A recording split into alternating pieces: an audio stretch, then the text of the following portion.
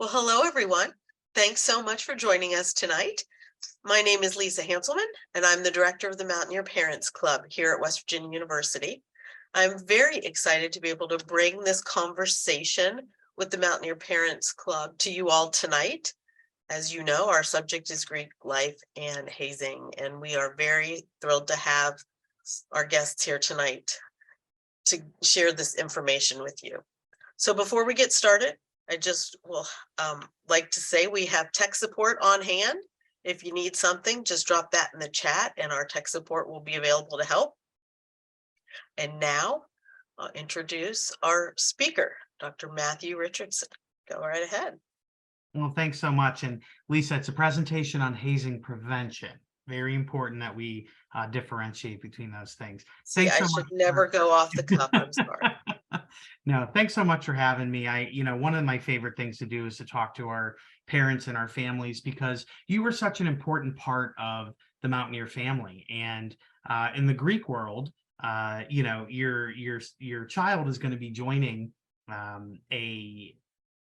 organizations that have such rich culture and history. And it is a student subculture. So if you're not Greek, there might be a lot of questions that you might have. And what we wanted to do tonight was to talk a little bit about hazing prevention, but I also asked my staff to be present. And so there's some of them that are here with their cameras on.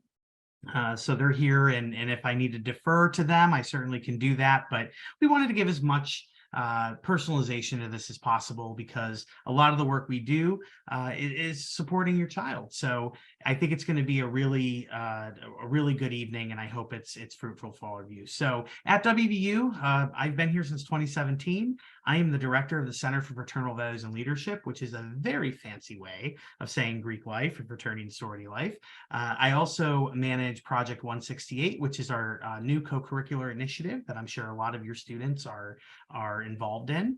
And one of the other parts of my job is I chair the university's hazing prevention task force, which is made up of a lot of faculty, staff, students, community members, parents. And what we do is we educate the campus on hazing prevention, and we work to eradicate the act. So Carter and Josh are two of my staff members, and I appreciate y'all being here. If you could please put in the chat some links for me from the website, I'd appreciate it. The first thing I want you to put up is our Hazing Prevention Task Force website, so that parents can reference that. And then the other is our parents section. We have a whole section on our website for parents and families of our members. So you could put a link there. On there is our updated guide, our parents and family guides to Greek life.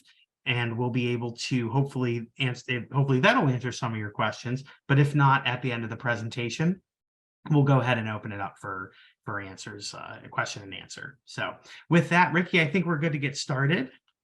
So a couple important notes before we talk about hazing prevention. Every time we do this with students, whether here at WVU or all over the country for the past few years, we talk about hazing prevention in terms of power. And there's really two forms of power that are relevant to the conversation. A lot of people think when you hear hazing, it's power over somebody, and that's certainly true. But in hazing prevention work, we have the power to prevent and the power to implement. The power to prevent is where you all come in. The power to prevent is when you, as an active participant in your students' Greek journey, stays in open communication with them, stays in communication with us, says something if something doesn't feel right, or if things are making sense when you're talking to your student. We have the ability to step in and adjudicate and investigate and do all kinds of things once the act has happened. But the power to implement change comes down to our students, comes down to your students. We rely on them to have organic conversations within their chapters to talk about why hazing is a problem and why they need to refrain from it. Having said that, hazing prevention is not a valence issue. So what I mean by that is society agrees on a lot of things together as a collective. We agree that you should stop at a stop sign, or that you shouldn't run a red light, or that you should wear your seatbelt. A lot of car analogies here, but we agree, or for example, that narcotics are not a good thing. When it comes to hazing, we're not unified on this. It's one of those societal ills that a lot of people have opinions for. So there are some people that think hazing has a place, maybe not to an extreme degree, but it certainly has a place in society. So we are talking, as when we talk about hazing prevention, we're talking about it to an audience where we don't know what their perspective is. We can't make the assumption that everyone thinks we need to end this act. It's just not the case. But what I can tell you is that every university that I know of, and any organization, including a Greek social or service or professional group, has very specific stances and policy statements that hazing is not an accepted behavior within their organization. So no one can say, well, some people agree, they don't agree. We've taken a stand. WVU has said, this is no place in our community. So it's definitely something that we have to be mindful of, but also we have the firm backing that we've already made a decision that it has no place. And just so you know, whether you're in the state of West Virginia or one of our neighboring states or wherever, hazing is a crime in the state of West Virginia. Currently, there's no federal definition of hazing. And so, Ricky, I think we can move forward a little bit. Nope, I'm gonna go back. Sorry about that. Right now, there's no federal definition of hazing, but all but 6 states have some sort of law about hazing prevention, hazing eradication, rather, making it a civil or criminal law.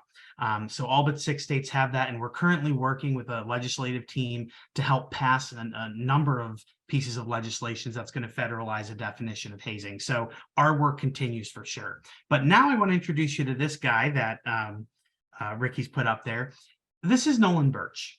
I'm not sure if many of you have heard the name Nolan Birch before, or maybe you are very familiar with it. Nolan is really the catalyst for everything that we do here at the university. Tragically, in November of 2014, Nolan passed away from complications of injuries sustained during a hazing ritual with an unrecognized fraternity. It's a big shame whenever we, as Kim Birch says, is when you send your child to college, you expect them to come home for Thanksgiving. And that's not what happened with Nolan. We had that tragedy in our community. And WVU really decided that the way to address this was not to ignore it. It was to talk about it. It was to make sure that Nolan's story was out there. And we respect him because he is, not was. Though he's passed, we talk about him in the present tense because he's really everywhere, especially in our community. He's a son, he's a father, he's a brother, he's a friend, he's a significant other, he's a Mountaineer. He's absolutely a victim, and he's the catalyst. I want to be careful how I phrase this, but Nolan Birch's tragedy has really inspired a lot of positive change in our community. And I'm happy to share with you that we have an absolutely amazing relationship with his parents, Kim and TJ. We work together on a documentary called Breathe, Nolan, Breathe. We'll talk about that in a little bit, where they so bravely revisit this tragedy that happened in 2014 in Morgantown. And we work together to talk to college campuses all over. We've been to a lot of different universities. The COVID years, we did it virtually, which was neat. We've talked to high school students, club sports, so not just Greeks, knowing that hazing can occur anywhere.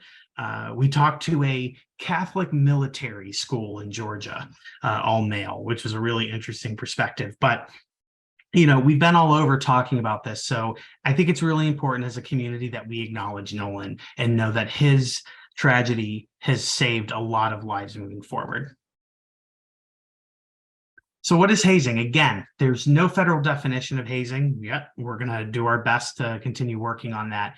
But essentially, for the sake of our conversation and what we tell students, hazing is any act that could cause physical, emotional, psychological, sexual, add another term in there, distress. So any act that could cause distress. A lot of times people say, oh, that's really subjective.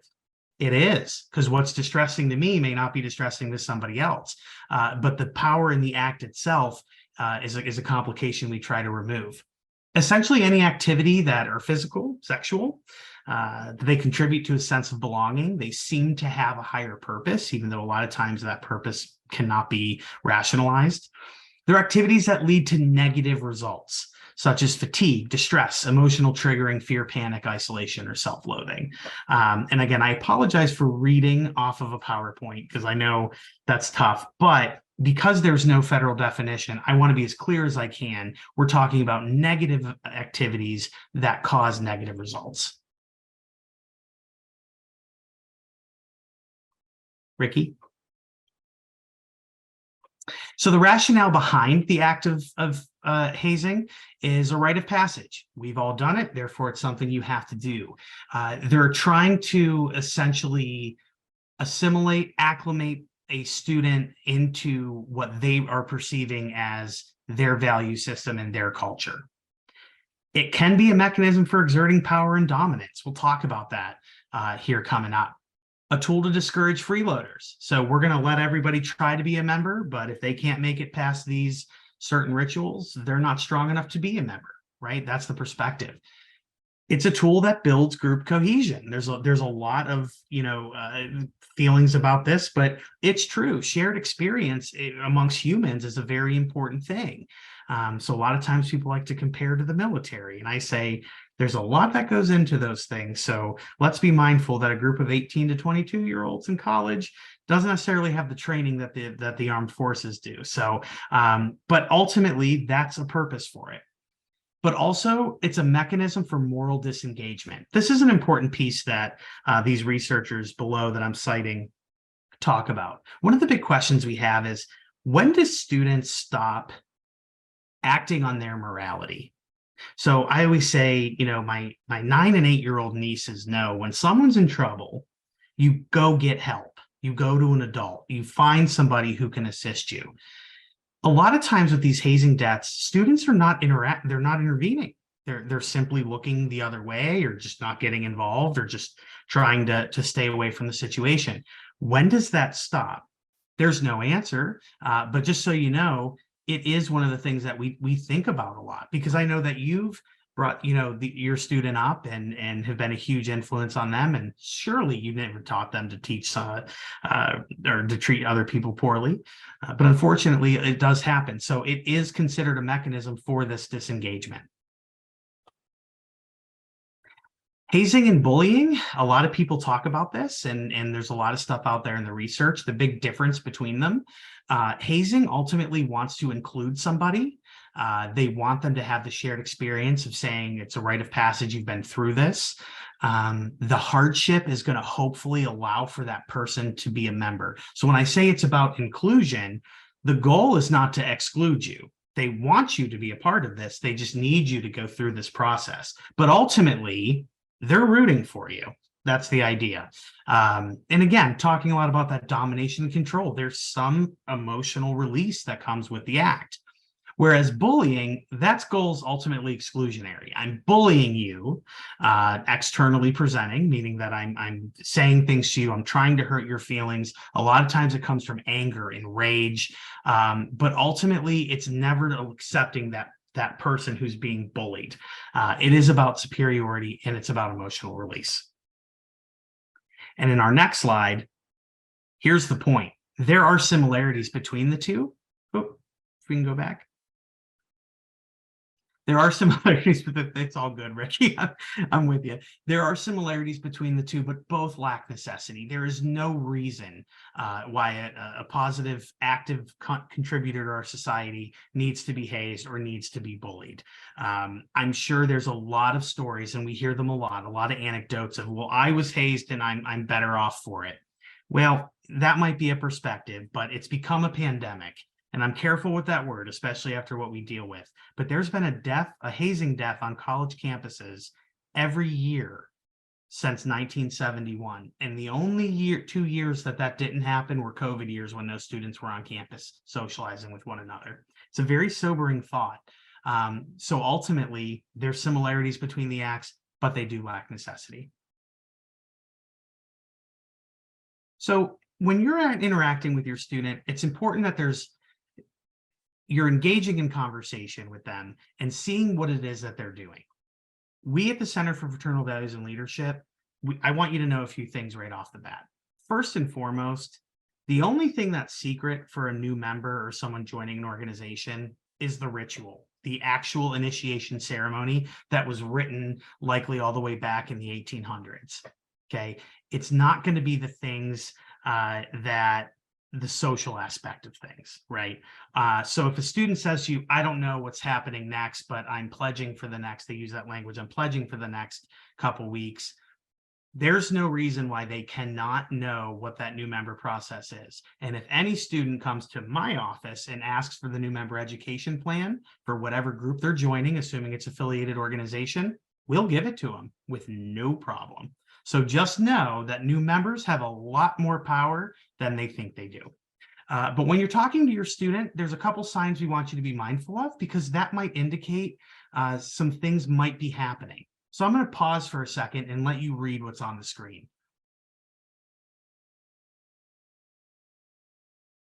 We often see students start lacking communication. They're not calling every day like they used to, or they're calling really late, or they're calling really early. A lot of times when you're talking, they may seem fatigued. You might notice some things like a decreased performance in school or other things that gives them joy. You see canceling plans because they have to do something with the group. I have to go. I cannot be there. I have to be there. That's very different than I really want to be a part of that. And I would defer to your judgment when you're talking to your student. If it's no, genuinely, I want to be a part of whatever function's happening. And there's a lot more good that happens in Greek organizations than bad. But if they're essentially saying, no, really, I can't go and I won't have my phone on me, those are red flags. That's when you want to contact the office. So irregular behavior patterns that you notice over a period of time, those are the things you're going to want to be mindful of. And we'll talk a little bit about what you can do if you are observing those signs. So we help our students identify what activities they do, when it can be considered hazing and not. Again, we're operating in this gray area. Our code of student conduct in West Virginia state law is pretty clear, but it's essentially the definition of anything that could cause distress. Well, a lot of things can cause distress, right? So to help our students come up with more functional, intentional interactions, we always say it's likely hazing if the activity is not educational. It has no real educative purpose other than existing and going through it because other has. Does it represent the values of the organization? Every single organization at WVU that's recognized is a national group. And so there are websites that'll tell you exactly what the values and the stance of that organization is. Only select members are participating. I never understand this. You know, it's Tuesdays. We'll see students walking around shirt, tie, and pin, and that's a wonderful thing, right? But they're all new members. Why do you stop doing that when you become an actual member initiated? Those are conversations we constantly have with our students, challenging them. But again, if you're at risk and if you don't feel comfortable with things, with other people watching what's happening, not a good sign. So if it doesn't feel right to you, report it. So again, these are the tools we have available for students as well. So Ricky? So reporting hazing at WVU, whether you have a full, evidence, everything, you don't worry about that. What we want to know is that you think something's happening. Every report of hazing that's brought to WVU's attention is investigated. That doesn't always mean things are substantiated. That doesn't always mean you're going to see a direct impact. Sometimes you will, sometimes you won't. But regardless what we get, whether it's from an anonymous source, which we're fine with, a fake email account, whatever, if there's something that says we believe behavior is happening, we will do everything in our power to investigate it. We start with university police, and we work with student conduct. We'll talk about that. So here's how we report. So step one, we need to assess the situation. So is somebody in immediate danger? If they are in immediate danger, call UPD. And for parents and families, this doesn't necessarily mean that you need to be present to see it. If you're very much concerned for your student, that's something that's worthy of calling for help. So if it's something you'd rather table and report, that's fine, but you can call UPD directly yourself and do a health and wellness check. The second step is to report at safety.wvu.edu. This is a one-stop shop for all things harm reduction at the university. There's a whole tab with hazing, and it'll bring you directly to our our hazing report form. You can call the police if you'd rather do it on the phone, on a phone. I've had letters mailed to me. I've had various methods of information being sent. You can call the Greek Life office. You can call the Dean of Students office. Everybody knows how to help and hopefully point you to where you need to be. But I promise, if you Google WVU hazing prevention, a lot of resources will pop up and you'll find exactly where you need to be to report. And then the third thing is we seek support. So we always say refer up and refer out. The care team is a group of professionals here that look out for students that may be at risk for various things. And so we will follow up with any students that are identified as victims.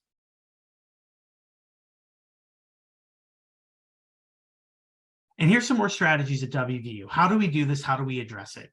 First and foremost, in 2017, we established the Hazing Prevention Task Force. That task force is responsible for the annual observance of Hazing Prevention Week, as well as to educate the community on a stance of what our stance is on hazing.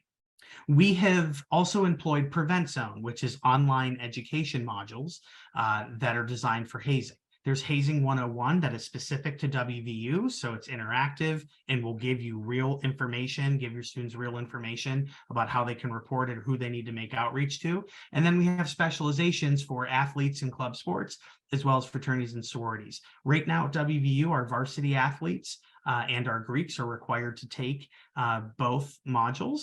And we also include Prevent Zone as a requirement in Project 168, which is, again, is our co-curricular initiative. We have clear and intentional investigative and disciplinary processes for hazing.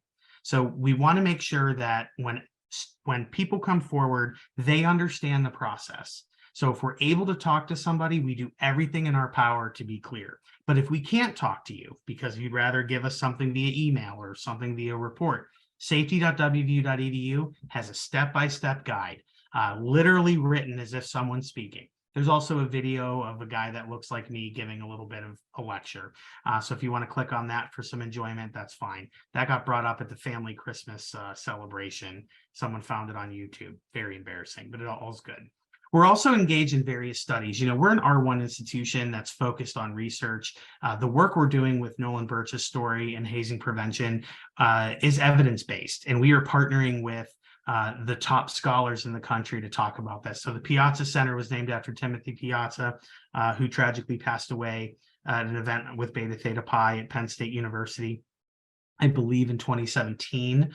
And his passing caused a huge shift in the Greek community at Penn State. And now this center that is funded, that does a lot of research for the advancement of fraternity and sorority and hazing prevention. We have a reporting structure that I just detailed. We also have the Would You campaign. So if you go to your browser and type in wouldyu.help, Carter and Josh, if you could type that into the chat, I'd appreciate it.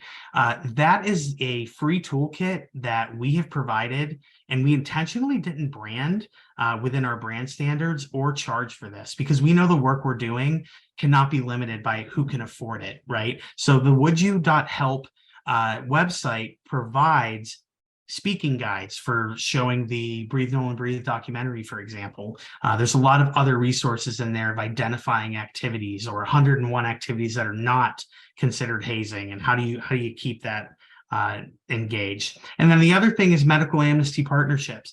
WVU has one of the strongest medical amnesty policies out there. Our medical amnesty policy is essentially a way where students that do the right thing, so if somebody's in trouble, they're too drunk and they're underage or whatever the case may be, if they call for help and they work with law enforcement, they will usually qualify for medical amnesty under our student conduct code. So there will be no negative permanent things on their transcripts or anything to have a disciplinary history. Our amnesty policy can be used at any time for any situation. There is a team of people that determine amnesty, but typically if you're the one who calls and you're the one or the person who's being called for, that's another thing, and you stay with the person and you follow the directions of law enforcement and then anything that the student conduct code administrator after the fact asks for, you'll likely qualify. We've been working with students from other institutions and helping them advocate to get a stronger or establish a medical amnesty policy at their institution. So very rewarding work for sure. But that's how we're engaged at WVU. And folks, here's my contact information. Please feel free to email me if you're a social media person. I'm on Twitter and Instagram. No one likes any of my stuff on Twitter. I don't know. Instagram's popular because it's mostly just pictures of my dogs. But if you'd like to follow me and message me there, you certainly can do that. But I'm happy to take any questions, comments, and final points about hazing prevention. Before we open it up to any questions you might have about Greek life in general. Thank you, Matthew. We really appreciate it. And folks, as he said, he's really excited to take some questions. So if you all want to just pop your questions into that chat feature, Dr. Richardson will be happy to answer them for you.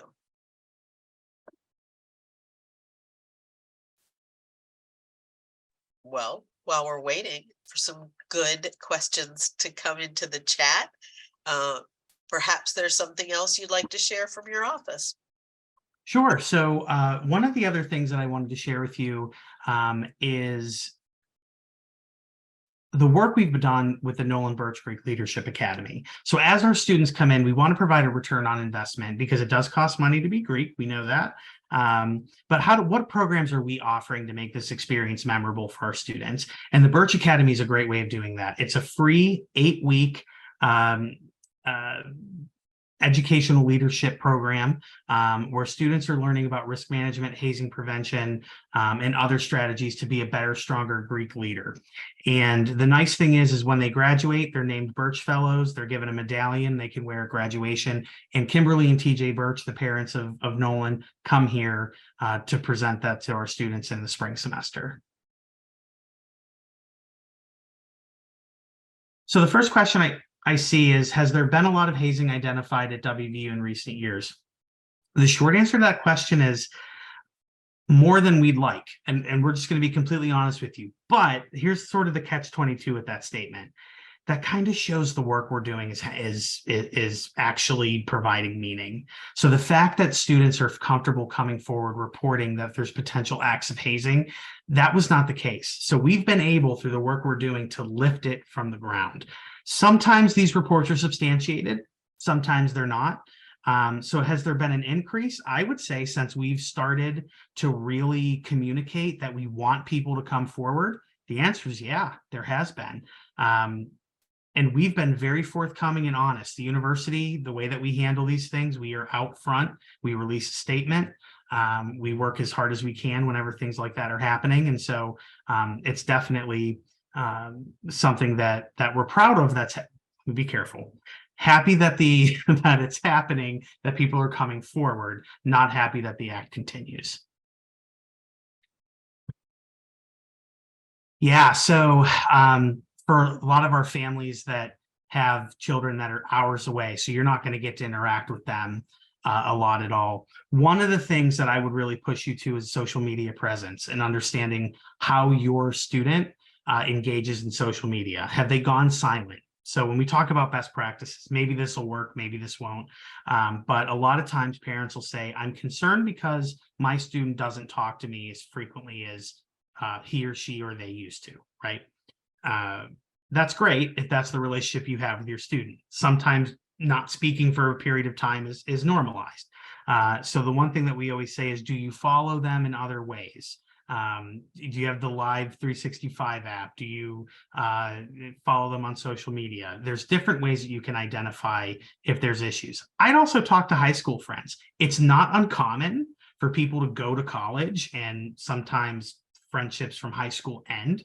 But if they still maintain those relationships, I would certainly talk with them and say, have you noticed any differences here? And see what perspectives you might get.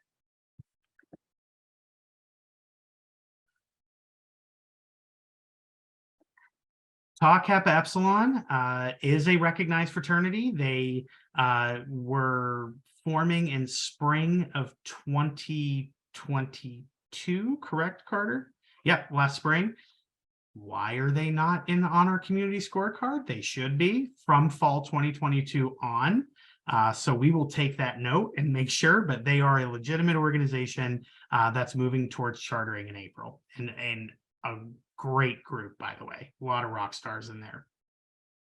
Does hazing occur in both sororities and fraternities in general? Yeah, there's really no difference between it. A lot of times people think there's big H hazing and little h hazing, big H being physical, something that could endanger life, little h being something more trivial, more mental, things like that, mind games. But the reality is they're both awful. And so it's just hazing, right? And so we try to be as clear with that. Are there trends and studies that say men's hazing versus women's hazing in single gender orgs? There really is. I won't get into the weeds with you, but essentially we don't see a lot of physical or alcohol hazing generally with the sororities as we would with the fraternities. And I'm speaking broadly here. I'm not speaking here to WVU. We've not had an investigation of hazing into our sororities. I think it's a fair statement to say as long as I've been here. So Panhellenic recruitment is extremely structured. So if your child or if your student's going through Panhellenic recruitment starting this weekend, it is extremely structured. There's times, there's rules. For example, potential new members are not allowed to be physically beneath members.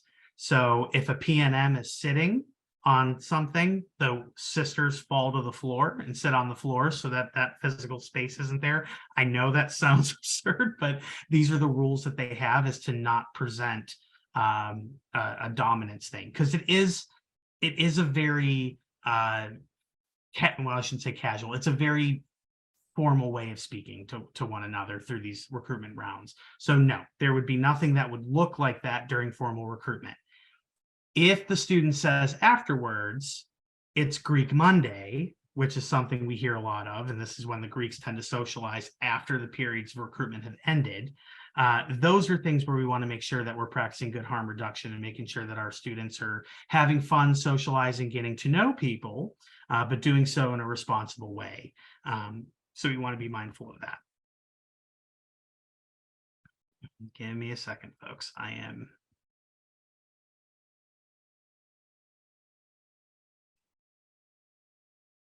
Okay. How many students sleep in houses versus other housing? So every organization has their own stance on that. Typically, the sorority houses and fraternity houses will house around 36 and below members. Usually they're pretty close to capacity. And for those members that do not live in the house, they're usually assessed a small parlor fee, which allows them to have constant access to the house. So if they're, they have class at 8 a.m. and not again till 2, they can go to the house, swipe in or key in and have access. There is a place where chapter status for grades conduct is posted. So Carter, if you could put our link, you probably already did that, but to our academic membership statistics as well. What disciplinary actions are taken when hazing's been found? It really depends on the situation. So the first thing we do is we take our cue from the police. Is there enough to charge an individual or an organization criminally? The police will determine that. A lot of times that determines that's determined on, is there a victim? So a lot of anonymous reports, there's no victim for us to talk to, right? So that's why it's really important that we try to get as much information as we can. We have parted ways with organizations because of hazing. Members have been expelled from their organizations. We have parted ways with students for violating our student conduct code because of the action. So suspensions and expulsions have happened. We take it very seriously, and we determine who's directly involved to the best of our ability, and whether the organization itself is.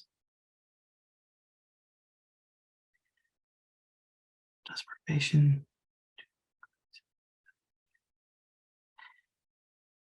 A student needs to have a 2.75 GPA and 12 earned credits to join. If they are on any form of academic probation, that usually would keep them from being eligible to go Greek. And so if your now that this is for the recognized organizations, because that's what we oversee. So the disaffiliated fraternities, I can't speak. I know that they have national standards. Who's verifying that information, I don't know, because we verify for our recognized groups. But typically, if there's any level of probation, academic probation, it certainly can have an impact on whether a student can be eligible. Now, if the students register with the Office of Accessibility Services, we will certainly do our best to try to accommodate. But, these are private organizations with private membership selection. We don't determine who goes where. It's really done by the chapters. Some example of hazing activities, I'd say forcing somebody to drink is a huge one. Obviously, there's physical like paddling or calisthenics, making them do things. There's other sort of embarrassing things, making them dress in certain ways. If they make them get up in the middle of the night and go somewhere or get something for somebody, that would be considered hazing.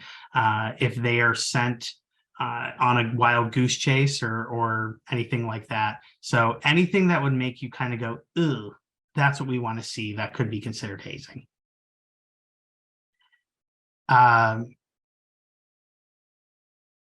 Melanie, if you want to shoot me an email, I'm happy to chat with you offline. Theta Chi is not affiliated.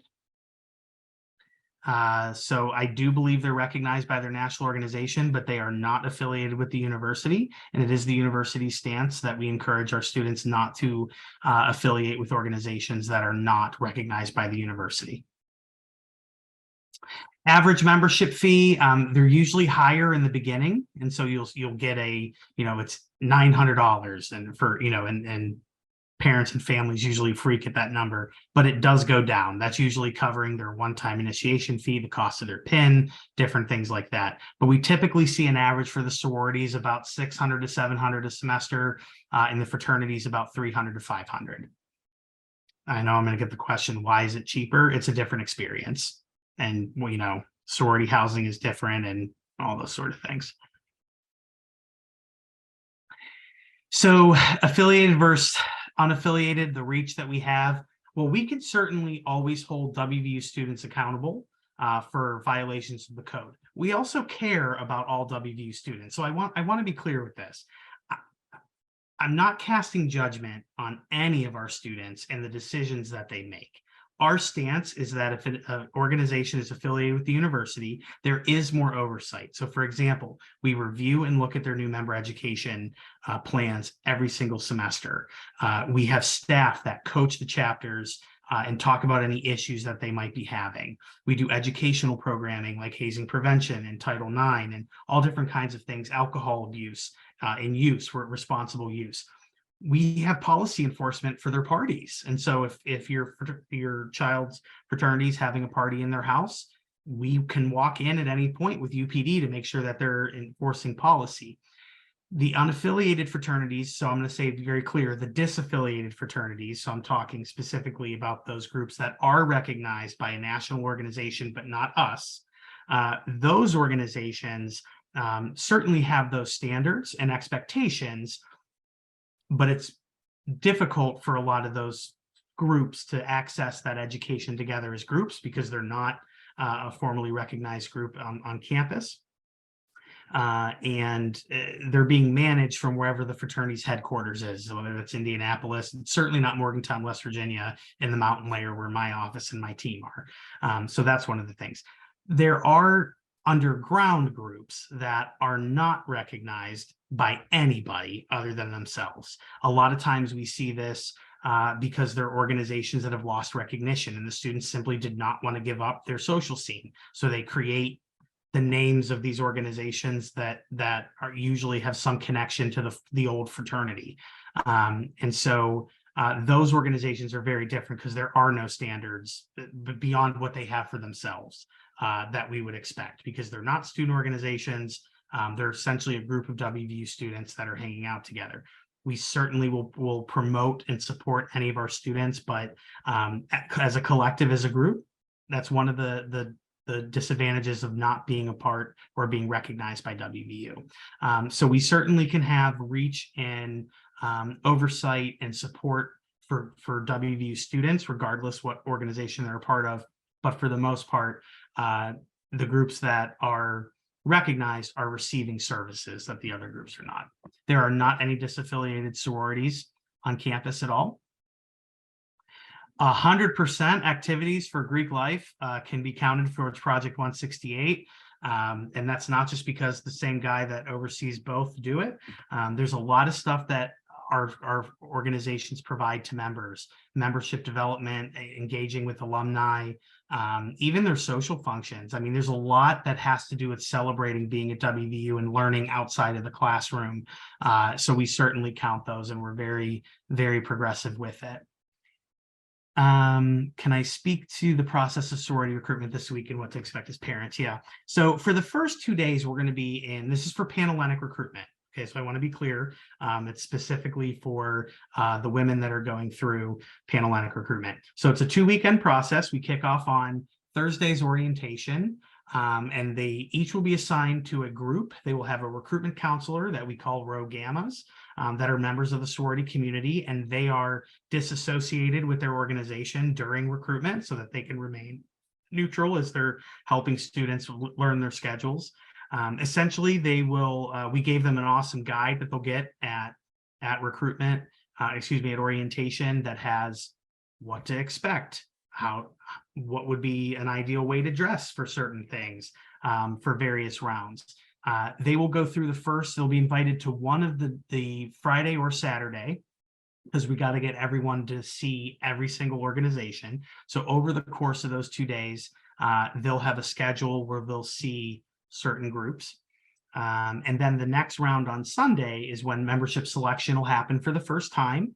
So what that means is after the first 2 nights, the potential new members will determine who they want to go back to and who they do not want to go back to. And they will rank them accordingly. And the sororities will do the same for the potential new members. We do have a database that has their application and all sorts of things there. So the sororities will do the same thing. If there's a mutual match, then they'll be invited to the next round. If there's not, it could result in a release. But I will tell you that the amount of women that do not get placed into a sorority by the end of it usually does not maximize their options. So they're the ones that say, nope, I only want to see this group and that group. I will not consider anybody else. Well, if you don't match to that group high enough, you won't be going back and your time in recruitment will be over. We typically average about 3 students a year who do not match.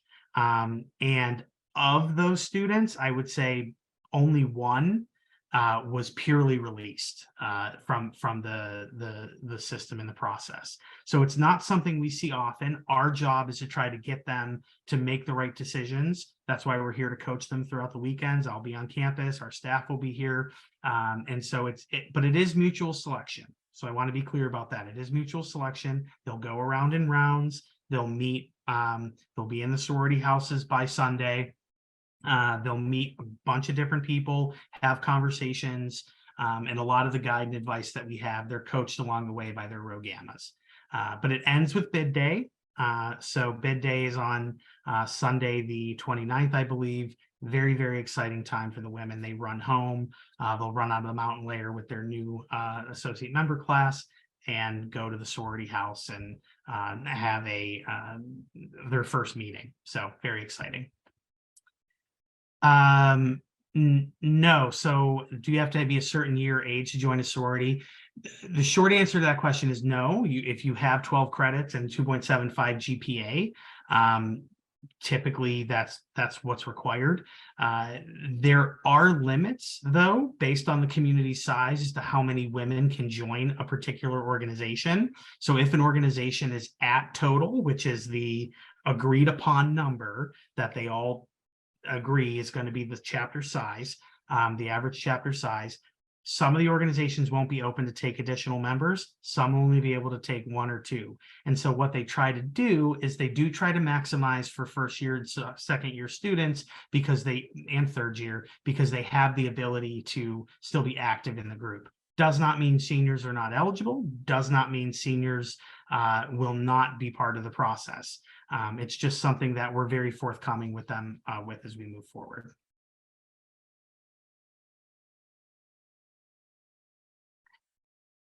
Okay, excuse me. So how many PNMs this year? I believe we have 232 that are eligible to go through. We had an extremely, whoever JL is, we had an extremely big fall rush for the sororities because of the way that the calculations changed. They still could not take first semester freshmen, but they were open in informal recruitment to essentially open. And so we had 130 women come through recruitment in the fall, and that's unheard of. And we can get into the reasons why, but essentially what you need to know is we're on par for how we are as a community, typically around 400 new women every year, but between the 2 semesters. So it looks like we're a little bit low, but ultimately it all irons out. We're about 15% of students involved in Greek life at WVU. The boys, so IFC has already had their rush. They have 365 recruitment, so they're able to continue to keep bidding people as they move on, but their rush concluded at the end of last week. There are a lot of things, KT, about Panhellenic that make me go, I don't understand. Essentially, anything that's being done with members when they have to stay out of the house or they have to be in the house or whatever the case is, the house is owned by the organization. So this is an organizational event. So any expectation, we could talk specifically about yours offline if there's a concern or whatnot, but just in general, when it comes to recruitment, we have to limit the ability of interacting between the potential new members and the actual members of the organization. If they are not in formal recruitment time, they're not really to be talking beyond hi and bye to potential new members to try to promote their organization. Panhellenic recruitment is all about parity, meaning the 8 organizations on campus, that's who we're worried about. So if you're a member of, we'll say, a beta sorority, if you're a member of beta sorority, it's against the rules and you can be fined from Panhellenic to just go after one person and say, oh, you need to be in beta. Don't worry about sigma. You need to worry about beta. Right. So those are some of the nuances they have. But if there are concerns and you have a desire to touch base with me, feel free to do that. I agree. Well, I don't know about that. I have to leave the house for the whole day on certain recruitment days. I'd like to Matthew, talk to you offline. Yeah. I know in the case of the house that I oversee, they if your student's not participating in like recruitment for one of the days and they live in the house, it could be because they're showing your student's room. But days in a row, that is something different. Yeah. Yeah. Make outreach to me, however you'd like, and we'll talk. And you can even be anonymous. Just give me a heads up and I'll make a general statement. Well, folks, I really appreciate, and again, so NPC removed their legacy clause as a way to promote diversity and inclusion to allow more space for those that may not have the benefit of being legacies. Here at WVU, we do ask for that information, and it's usually considered favorable, but they are not required to take legacies. So we've had legacies not make it to the sorority in which they're a legacy of. So that does happen because unlike sort of back in the day, I'd say when I was in college, early 2000s, legacies were almost guaranteed to go in. That's not the case anymore. So I really appreciate, Lisa, you having us, and please, to our parents and families, if your students go in Greek, welcome to our family. We're so happy to have you. And anything we can do to be helpful, please let us know. Well, thank you, Dr. Richardson and Josh and Carter. We appreciate you all joining us tonight. And parents, thank you so much. If you continue to have questions, just reach out to Dr. Richardson. You can always just reach out to us at the Parents Club if you forget his contact info, and we'll be happy to share that or pass it along to him. So if you all need anything else, just let us know, and please have a wonderful evening. Thank you.